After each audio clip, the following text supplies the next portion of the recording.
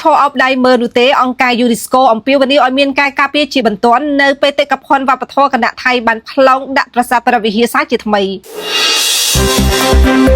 ព័ត៌មានតារាជាតិតារាអន្តរជាតិសង្គមវប្បធម៌អារម្មណ៍ធម៌តន្ត្រីនិងភាពយន្តប្រាសាទព្រះវិហាររងការខូចខាតម្ដងហើយកាលពីសង្គ្រាមឈ្លានពានរបស់ថៃមកលើកម្ពុជាកាលពីថ្ងៃទី24ដល់ថ្ងៃទី28ខែកក្កដាឆ្នាំ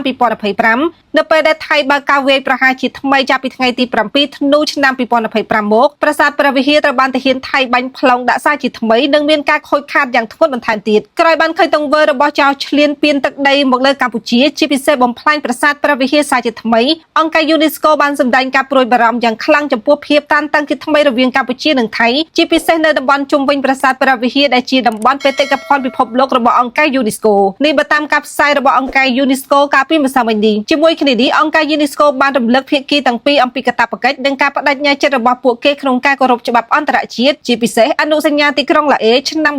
1954សម្រាប់ការការពារទ្រព្យសម្បត្តិវប្បធម៌នៅក្នុងព្រឹត្តិការណ៍នៃចំនួនប្រដាប់អាវុធនិងអនុសញ្ញាឆ្នាំ